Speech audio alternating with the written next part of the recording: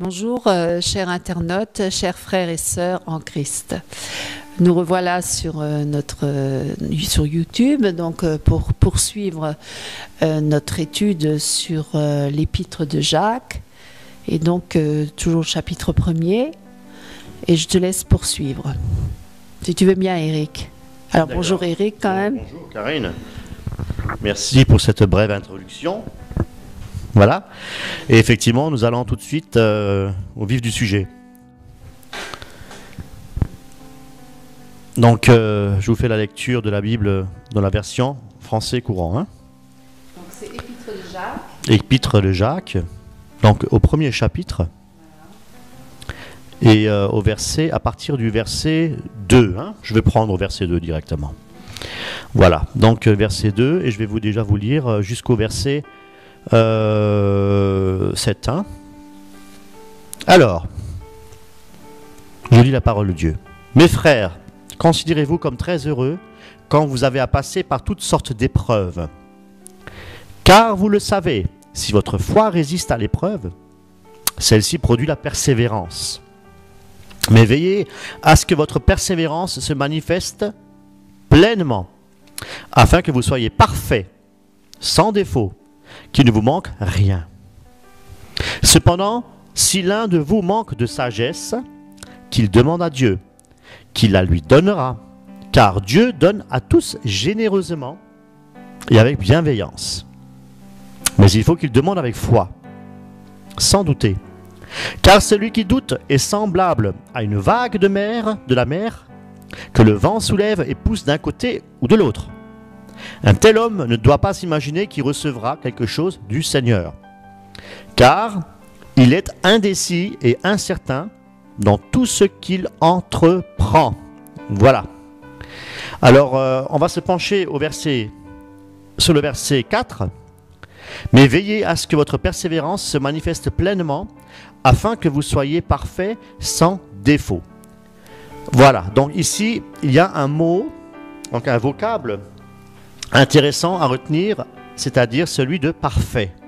Soyez parfait. Voilà. Donc parfait, en fait, ça communique ici plutôt l'idée de la maturité. Hein? Donc être mature. Hein?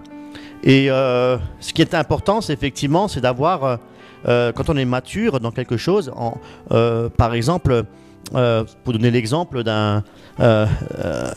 d'une personne qui est mature, c'est une personne qui a compris beaucoup de choses dans sa vie, hein, parce qu'elle est passée effectivement par des épreuves. Elle est passée par des choses très difficiles et donc elle a évolué.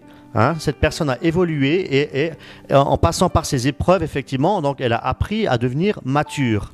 Hein, voilà. Donc ici, par rapport à cette maturité que nous présente ce verset, il s'agit effectivement d'une relation de maturité avec Dieu.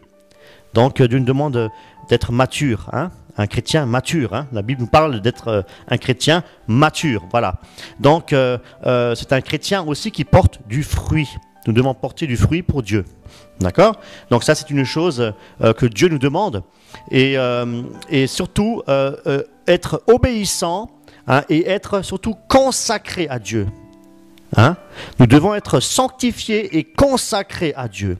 Voilà. Et pour cela, je vous invite à lire dans Deutéronome, au chapitre 6, verset 5. Deutéronome, chapitre 6, verset 5. Voilà, nous allons faire la lecture.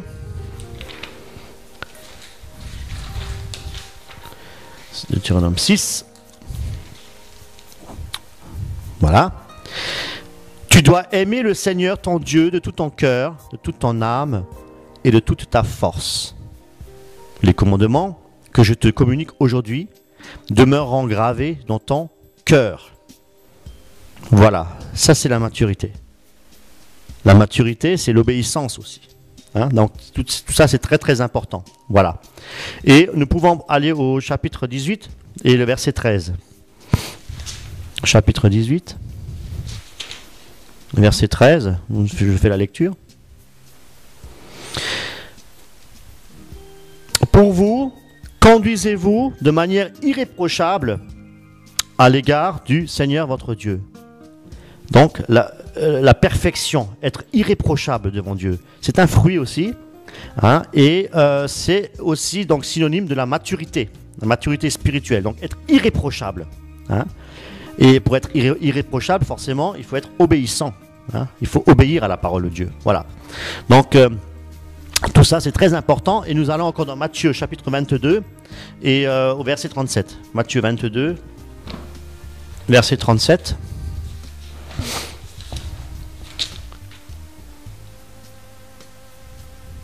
Voilà.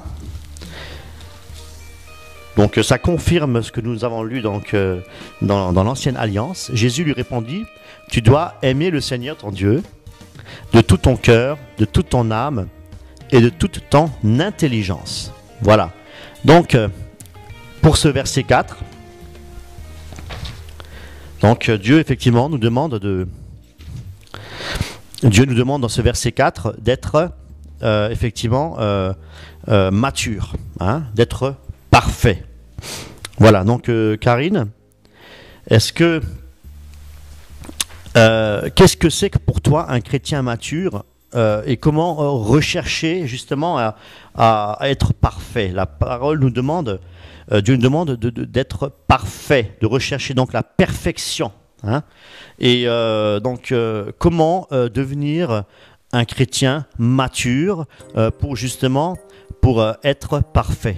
Voilà. Est-ce qu'un chrétien peut-il devenir parfait? Voilà, donc si tu peux peut-être nous répondre par rapport à cette question. Je veux dire que parfait, c'est un grand mot. Hein.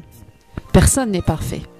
Voilà, déjà d'entrée, c'est en vain, on est perdu. On est perdu, hein, parce qu'il n'y a que Jésus-Christ qui est parfait.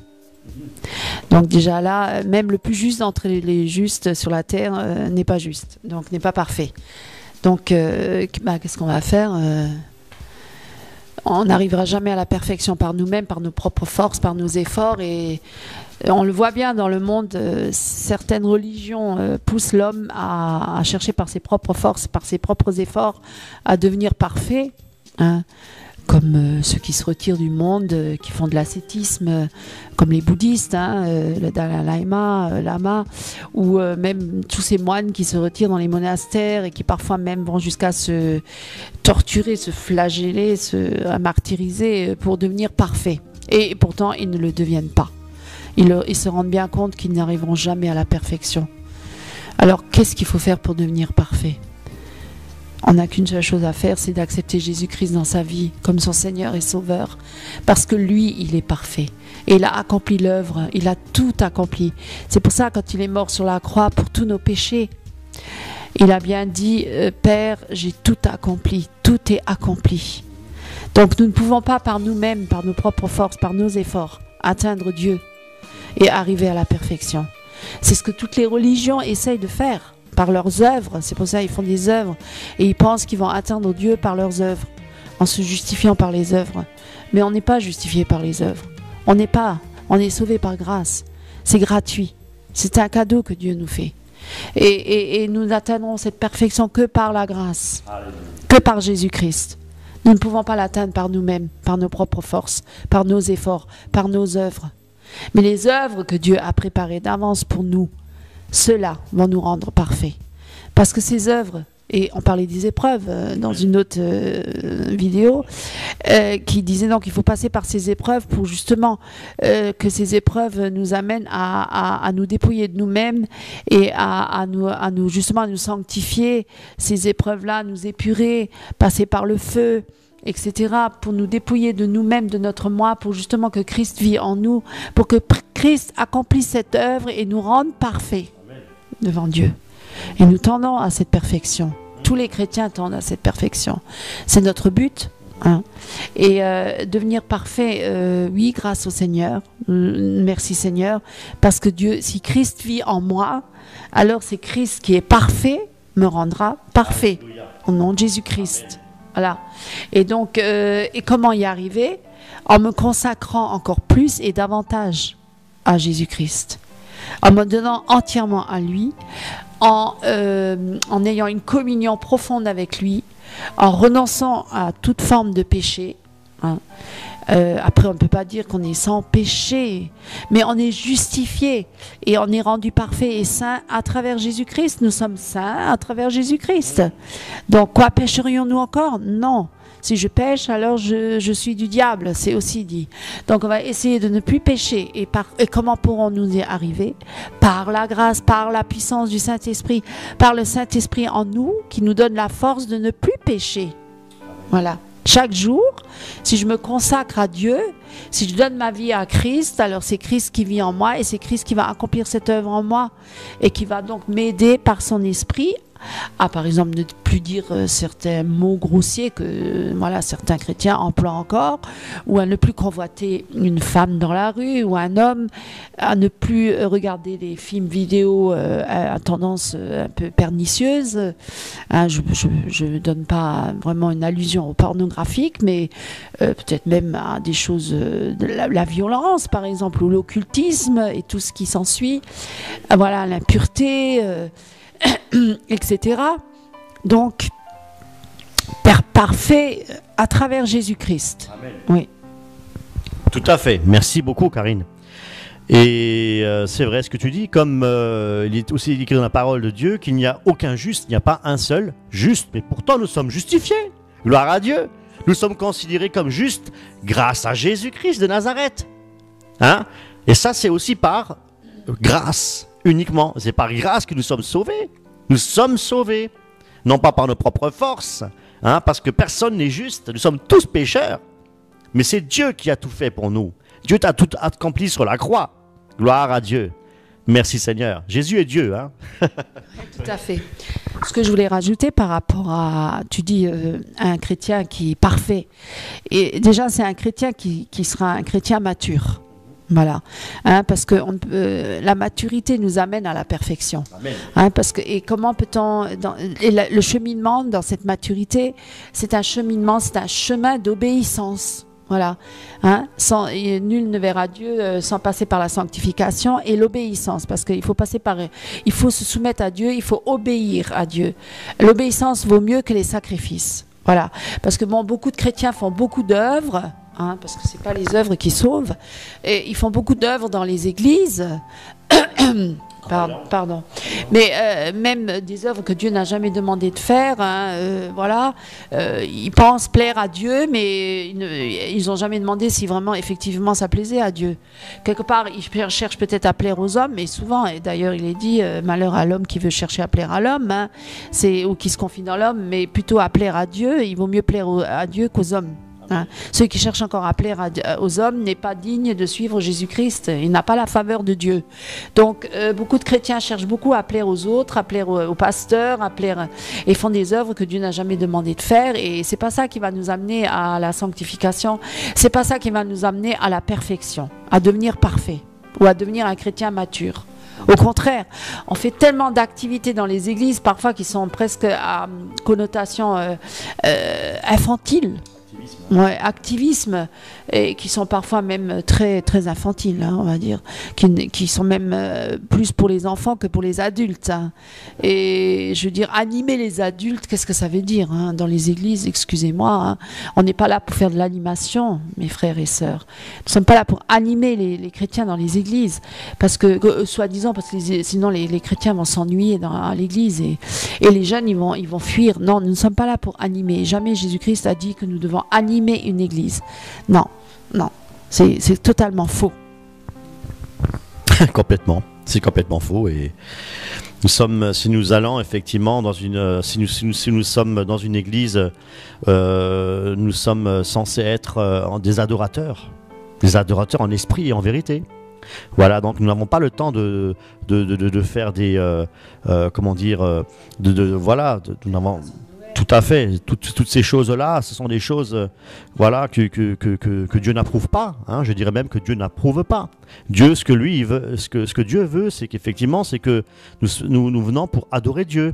Et adorer Dieu, c'est se sanctifier, c'est se séparer du péché, c'est venir au culte avec un cœur préparé, avec un cœur rempli d'amour pour son frère, pour sa sœur, un amour agapé, je précise, un amour de Dieu, et non pas un amour philios, hein, c'est philios, c'est ça se dit comme ça, ouais. Voilà, donc, ou Eros, hein, pour aller un peu plus loin, une troisième catégorie. Voilà, non, absolument pas. Dieu veut que son peuple se sanctifie.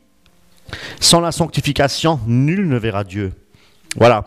Donc il est très important que lorsqu'on se réunit, hein, en réunion dans l'église, c'est pour Jésus-Christ que nous venons. C'est pas pour épater la galerie, c'est pas pour faire du spectacle, c'est pas pour faire de la mise en scène, c'est pas pour se dandiner sur la scène, absolument pas.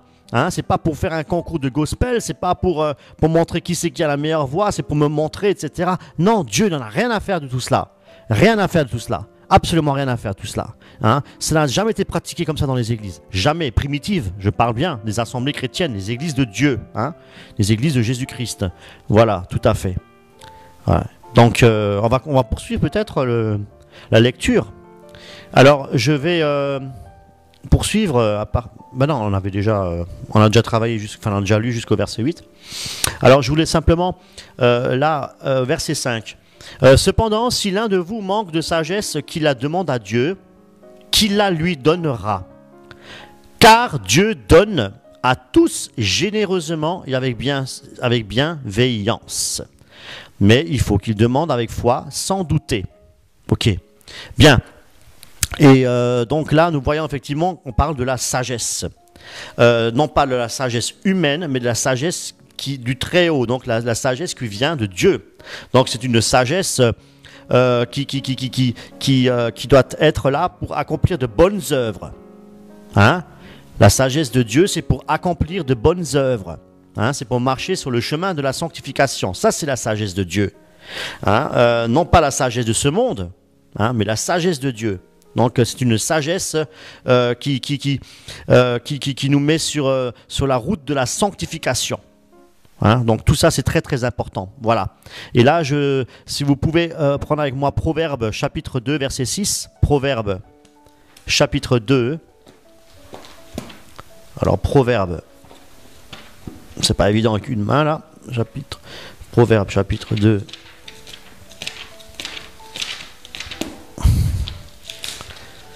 Verset 6. C'est le Seigneur qui donne la sagesse. La connaissance et la raison viennent de lui. C'est le Seigneur qui donne la sagesse. Donc on voit très bien qu'il ne s'agit pas de la sagesse de ce monde. Certes, il y a effectivement beaucoup d'hommes sages sur cette terre, hein, qui ont de l'intelligence pour faire de grandes choses. Hein, ne serait-ce pour une architecture, pour diverses choses dans ce monde. Voilà. Mais la sagesse de Dieu n'est pas comparable. La sagesse de Dieu est une sagesse qui mène au salut éternel. Voilà, donc ça c'est la grande différence qu'il y a. Voilà, donc nous pouvons continuer avec Jean 15, 7. Jean 15, 7.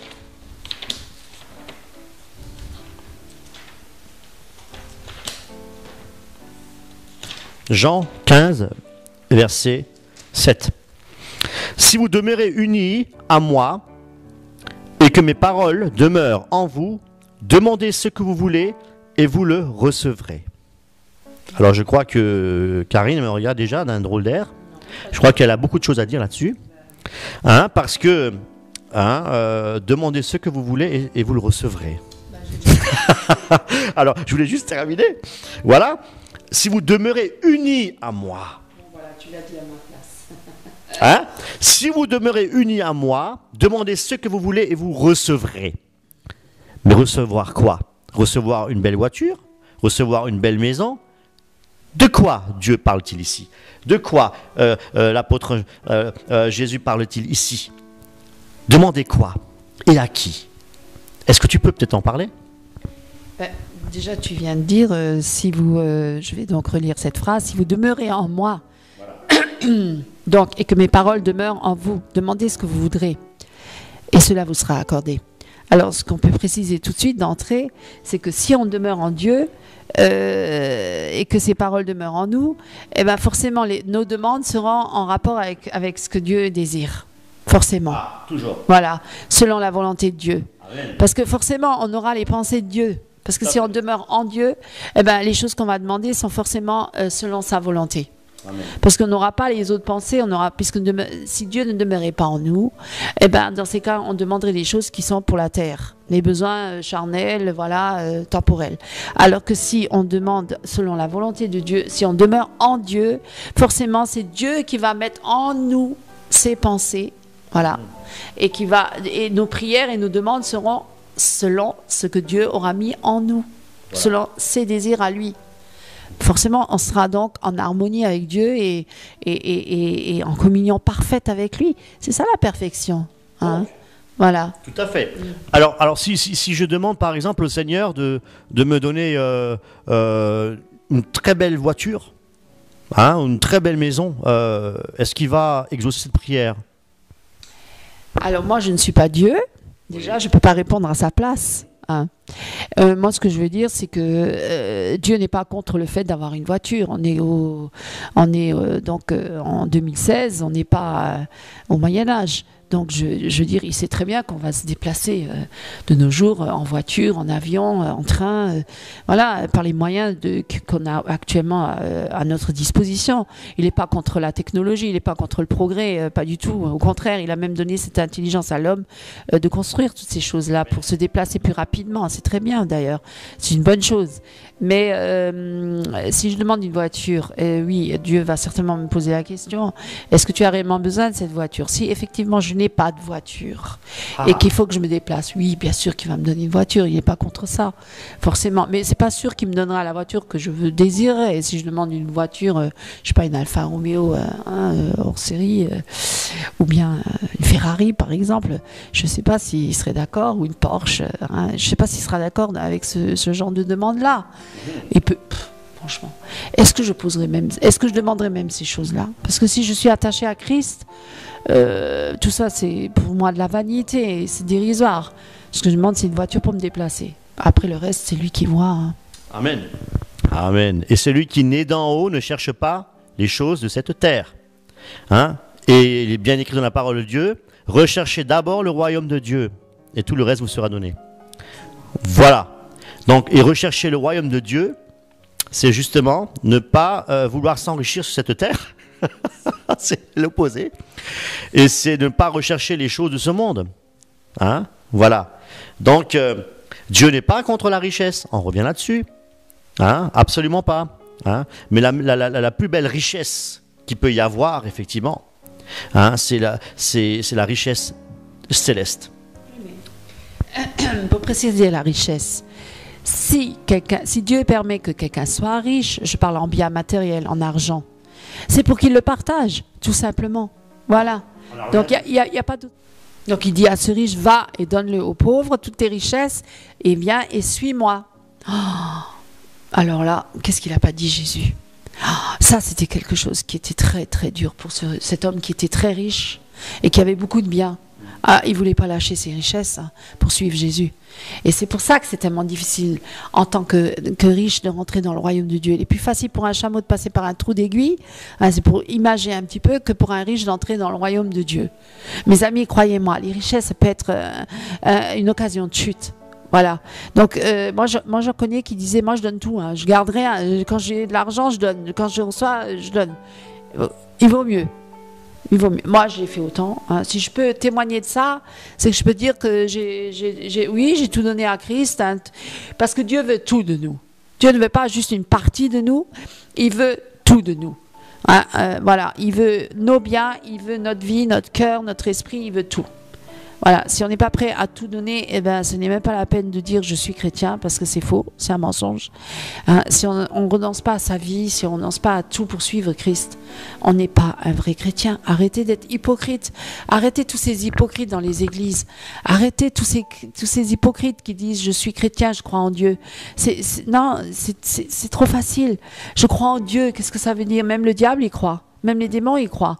Ils tremblent. Tout le monde croit en Dieu. Mais qu'est-ce que ça veut dire vraiment croire en Jésus-Christ? C'est ça. Examinez-vous, mes amis. Je vais à l'église tous les dimanches. Je vais au culte. J'écoute la prédication du pasteur tous les dimanches. La chorale qui chante si bien. Oh, ces chantres qui sont si belles avec leurs belles robes. Mais Dieu s'en fout de tout ça. Dieu s'en fout. Ce qu'il veut, c'est ton cœur. Il veut ta vie entière. Il te veut entièrement. Il veut tout de toi. Voilà. Tu ne dois rien garder pour toi. Rien. Et c'est d'ailleurs Ananias et Saphira, ils ont fait justement ce péché grave parce qu'ils avaient des biens et au départ ils ont vendu, tout le monde devait vendre ses biens quand ils sont venus à Christ et tout partager avec tout le monde. Et Ananias et Saphira sont arrivés devant l'apôtre et ils ont menti, mais ils ont menti au Saint-Esprit. On ne peut pas mentir au Saint-Esprit. Ils ont gardé une partie de leurs biens et ils ont dit qu'ils ont tout vendu. Et l'apôtre a d'ailleurs demandé, est-ce tous vos biens là que vous avez présentés ici? Et Ananias et Saphira disaient oui. Eh bien le Saint-Esprit, il savait qu'ils mentaient. Et ils ont été foudroyés sur le coup, ils sont morts. Vous vous rendez compte? On ne peut pas mentir au Saint-Esprit. Alors arrêtez d'être hypocrite. Arrêtez de dire que vous êtes chrétien. Alors que vous gardez beaucoup de choses pour vous-même. Vous ne partagez rien avec le Seigneur. Vous ne donnez pas toute votre vie. Vous donnez une partie de votre vie. Et vous êtes des religieux. Des religieux. Un homme ou une femme qui vont à l'église, mais qui toute la semaine regarde la télévision et toutes les émissions, n'importe quelle chaîne, qui regarde des films et qui regarde tout, n'importe quoi et tout, hein, des feuilletons, des femmes nues qui passent à la télé et qui regardent plein de choses et qui le dimanche va à l'église. Pour moi, c'est pas un vrai chrétien. Il faut qu'il arrête d'être hypocrite. Et qui dit, j'ai donné ma dîme, j'ai tout donné, c'est bon, j'ai donné ma dîme, 10% de mon salaire, j'ai une bonne conscience. Arrêtez, Dieu il veut tout, il veut pas que la dîme, il veut tout. Voilà, c'est déjà pour vous dire, hein, l'argent appartient à Dieu et pas à vous. Tout ce que vous avez, ça lui appartient. Vos biens, vos meubles, votre mari, votre femme, vos enfants, ça ne vous appartient pas. Ça appartient à Dieu. Alors remettez tout à Dieu et arrêtez de garder tout pour vous. Arrêtez de faire semblant d'être un chrétien. On en a marre. On est fatigué. Croyez-moi, on est fatigué. On est fatigué. Oui, juste pour rebondir sur ce que tu disais tout à l'heure par rapport au diable, oui. Hein, qui croit aussi et il tremble. Nombreux sont effectivement aujourd'hui lorsque nous faisons l'évangélisation, hein, et puis nous interrogeons les personnes à l'extérieur. Donc,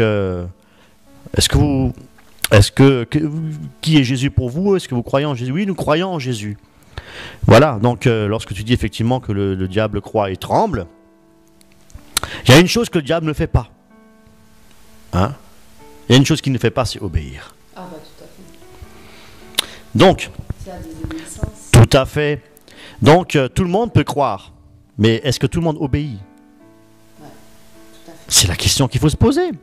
Hein, dans la parole de Dieu, il est marqué dedans aussi, hein, que nous devons nous remettre en question.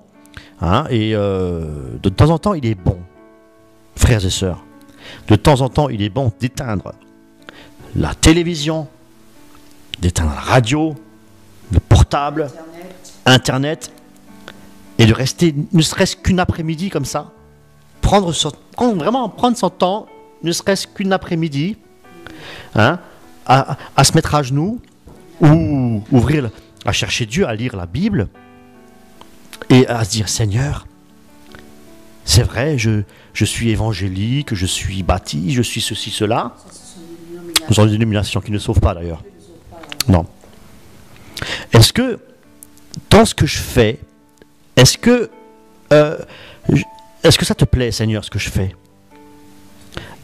Est-ce que je te suis vraiment reconnaissant dans mes actions, dans ta volonté? Reconnaissance dans les actions, j'entends bien par là, dans l'obéissance de la parole. Hein. J'entends bien par là dans l'obéissance, parce que les œuvres stériles, les œuvres mortes, Dieu ne les veut pas. Hein. Donc Dieu veut alors un cœur humilié. Hein? Dieu veut un cœur humilié.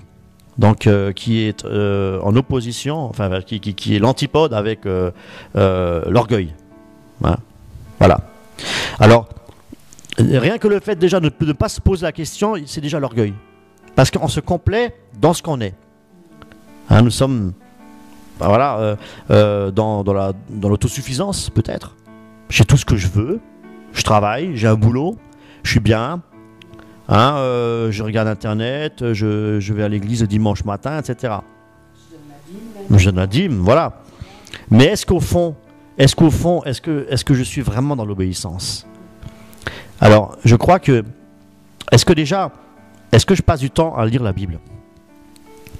Est-ce que je passe du temps à chercher le Seigneur? Voilà. Donc, ce sont des questions, hein, de l'auto-examination, comment on peut dire ça, c'est s'examiner, quoi. Hein, c'est s'examiner personnellement.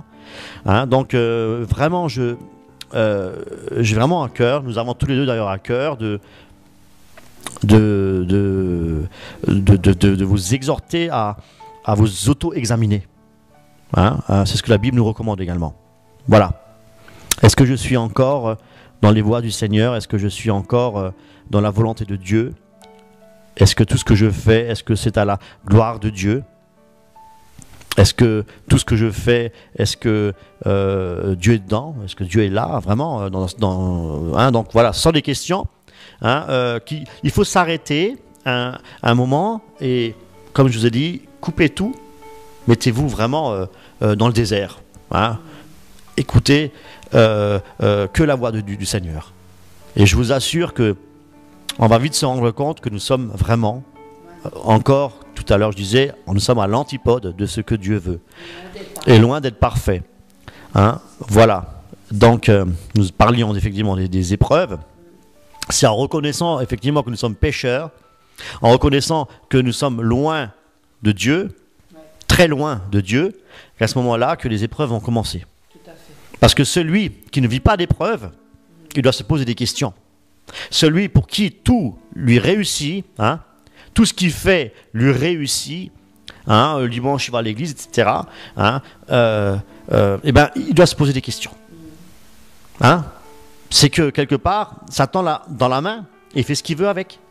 Hein, parce que les gens dehors, les païens qui ne cherchent pas Dieu, mais regardez donc, regardez autour de vous, ils ont des villas, ils ont des voitures, ils ont tout ce qu'ils veulent. Hein, est-ce qu'ils sont pour autant dans l'obéissance? Non.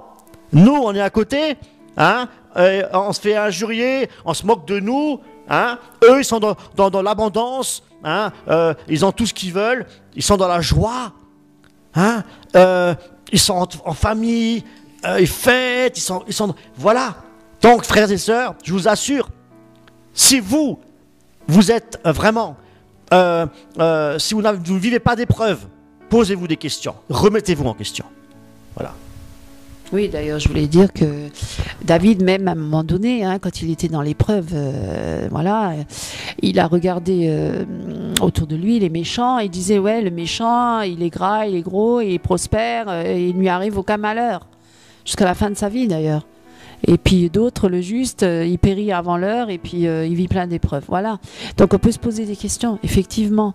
Et c'est vrai, après, il y a un passage qui dit « Ne regarde pas aux méchants à ses voies, regarde la fin de la vie d'un homme et pas le début. » Alors c'est vrai que là, on ne peut pas comprendre toujours ce qui se passe autour de nous. Et on voit dans ce monde, d'ailleurs, hein, quand on voit tous ces...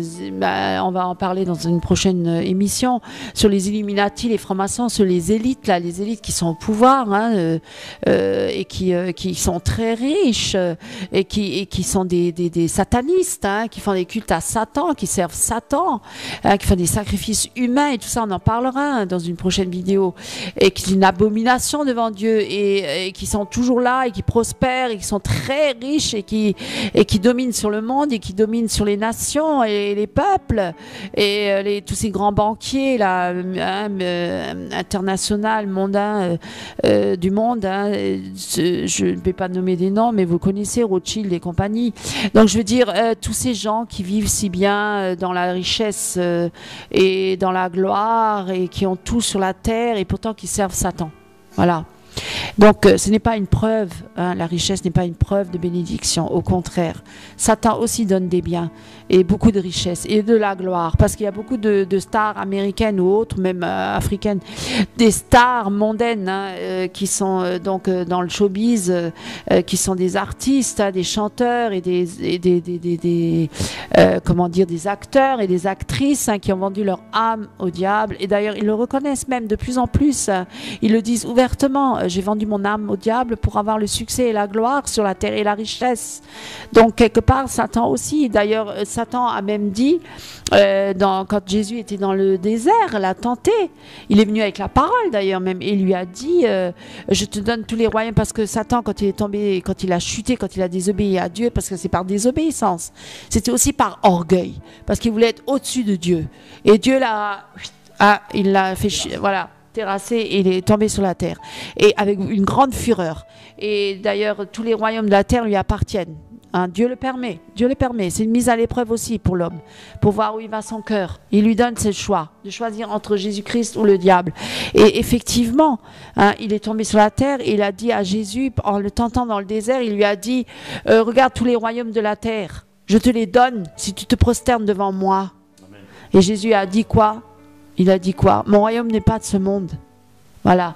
Donc, tous ceux qui veulent devenir riches sur la terre et qui cherchent ces richesses et cette gloire, croyez-moi, vous êtes en train de suivre Satan, pas Jésus-Christ. Parce que Jésus-Christ l'a dit, je ne suis pas de ce monde. Mon royaume n'est pas de ce monde. Mon royaume, il est céleste. Voilà. Donc, essayez pour tous ceux qui sont riches déjà, hein, dans les églises, et qui prospèrent encore et qui cherchent à avoir cette gloire, même tous ces chrétiens affichés là, qui sont, hein, sur les grandes affiches, le royaume maintenant, venez, prenez votre miracle, qui font des séminaires payants, hein, des concerts payants, etc. Jésus n'a jamais dit qu'il fallait faire des concerts payants pour prêcher son nom. Et non, tout est gratuit. Je suis désolée, c'est faux. À tous ces chrétiens qui s'enrichissent sur le nom de Jésus-Christ, hein, qui utilisent ça comme moyen pour s'enrichir, parce qu'il y en a de plus en plus qui utilisent le nom de Jésus-Christ pour s'enrichir sur la naïveté des chrétiens qui vont à des concerts payants. Il n'a jamais été dit qu'il fallait faire des concerts payants.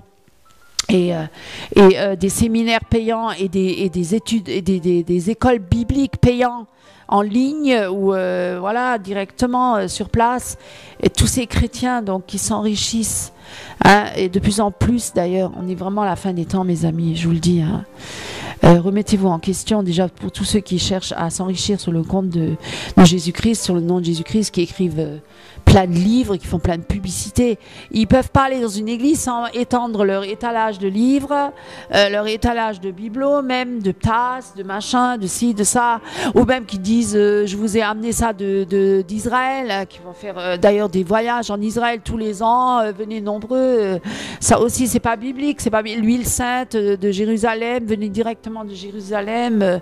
Mais tout ça c'est du commerce, mes amis, ça n'a rien à voir avec Jésus-Christ. D'ailleurs, Jésus dans le temple a renversé les tables et s'est mis en colère et a dit, vous avez fait de la maison de mon père une maison de voleurs, et non pas dans la maison de mon père qui est une maison de prière.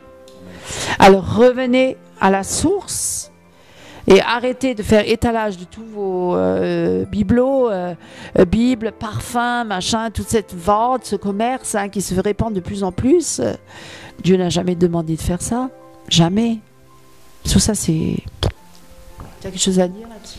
Oui, peut-être juste pour clore, parce qu'on arrive déjà à la fin de la vidéo. Oui, ça va très vite. Alors, je voulais juste vous dire que Jésus-Christ de Nazareth, lorsqu'il était entré dans le désert, hein, et déjà, peut-être juste avant, pour vous dire, dans la parole de Dieu, on parle dans le prophète Osée, au chapitre 4, au verset 6, où il est dit « Faute de connaissance, mon peuple périt. Hein, » Faute de connaissance. Donc, nous devons connaître aussi la parole de Dieu. Hein, parce que dans la parole de Dieu, c'est une nourriture, le pain du ciel, Jésus-Christ de Nazareth. Donc nous devons nous nourrir de la parole. Hein. Et Jésus-Christ, qu'est-ce qu'il avait fait lorsqu'il a été tenté? Justement, pour ne pas succomber, pour ne pas justement défaillir, on va dire, hein, lorsqu'il a été effectivement tenté, il a répondu au diable à plusieurs reprises. Il est écrit. Gloire à Dieu. Donc s'il est écrit dans la parole de Dieu que nous devons méditer la parole jour et nuit, je vous invite à le faire cordialement. Et Je veux quand même dire, le diable, il connaît la parole, hein. Donc, mes amis, examinez, étudiez, instruisez-vous, lisez la parole. Vraiment, faites de la parole vos délices, hein, parce que c'est important, hein, parce que le diable il connaît la parole et c'est comme ça qu'il détourne les vrais chrétiens authentiques de la parole, justement de Dieu, de Jésus-Christ, pour les égarer dans des voies qui sont contraires à Dieu, hein, pour les perdre, pour la perdition. Et combien se sont perdus? Combien? voilà, tout à fait. Alors, soyez bénis et donc à la prochaine vidéo. Au revoir, mes amis. Soyez bénis.